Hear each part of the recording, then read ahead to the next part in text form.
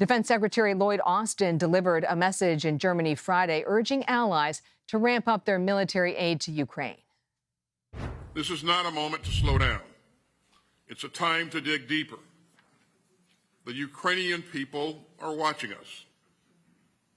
The Kremlin is watching us. And history is watching us. Secretary Austin's plea comes as the U.S. plans to send more weapons and supplies to Ukraine. The new aid package includes armored vehicles and air defense systems. Debora Patta has more from the front lines. The chairman of the Joint Chiefs of Staff did not mince his words today. I still maintain that for this year, it would be very, very difficult to militarily eject the Russian forces from every inch of Ukrainian-occupied or Russian-occupied Ukraine. But General Mark Milley emphasized that with the right weapons and training, Ukraine can still launch a widespread counteroffensive in spring.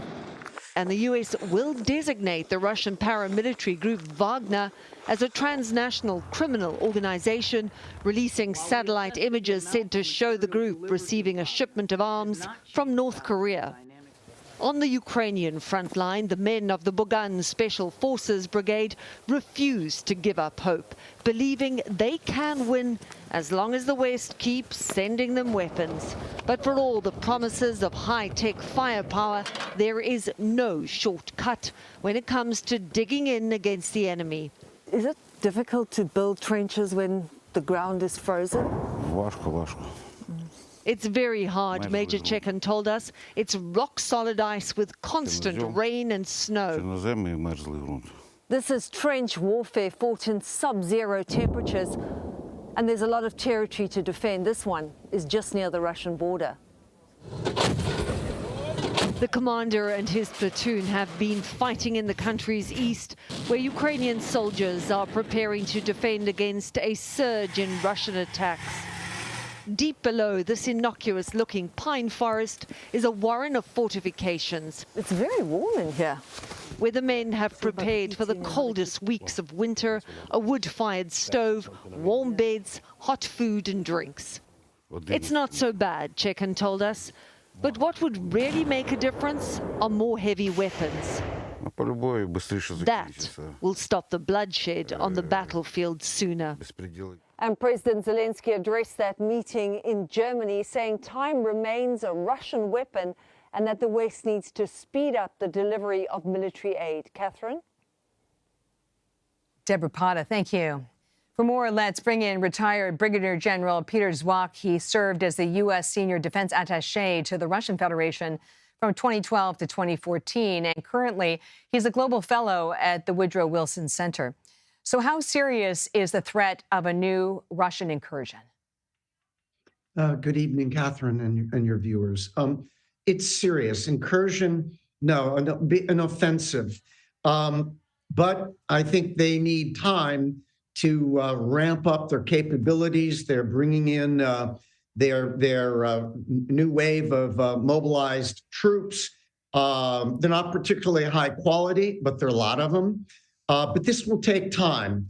And the big challenge now for the Ukrainians and those of us that support their defense, believe in that, is how do they get inside that Russian decision cycle, that plan to get ready for a spring offensive and continue the momentum that they have picked up in the late summer, autumn, and counterattack and seize important ground that the Russians had taken from them. So a lot of this is a timing challenge. All the modern weapons we're talking about is part of that, and the Russians certainly are looking for a way to press back, but they need time too. I want to take that a step further. What I'm hearing you say is that for the Ukrainians, this is sort of a golden window where Russia is sort of resetting its assets during this winter freeze so that they can launch a spring offensive. Is that accurate? Catherine, I think you've summarized it perfectly. Okay. It's something like that. The Russians have been mangled, but they're learning too, and we have to remember that. The Ukrainians have outfought them. They've got more moxie. They believe in their cause. A lot of the Russian soldiers, frankly, don't. But they are bringing in, and they're going to try to, in some ways, push back on it. No, this is a critical period, Catherine. So why is there a standoff over these German tanks? I can't give you a specific. I think a lot of it is deep. I think the Germans by the way, the Germans are great allies. I've served with them in Germany and abroad. But there's a lot of historical baggage with the Germans and fighting in Europe and tanks. And I believe they will get through this. And we have to be careful in pressing them, not to heckle them publicly. They know the issue. I think there are a lot of things in the background that are hard to parse out. But again, the Germans have a long history and baggage in Europe with heavy weapons, tanks, and all of that. I think they'll get there. I think they'll get there sooner than later. It's unfortunate it's taking this long. But as I said, the issue is there. Everybody knows, and the Germans know too. The U.S. has tried to support Ukraine in terms of weapons and hardware, but does that really make a difference with the Russians? Does Russia believe that it's essentially at war against the U.S.? The Russian narrative that the U.S. and NATO is fighting a proxy war through Ukraine. This was about the Russians, Catherine. The Russians brought this on themselves. They invaded. They've been vicious over the last almost 11 months. No question. No question. And you can call it a proxy war, or whatever the Russians call it, but these are Western nations with a lot of history. They remember the 1930s.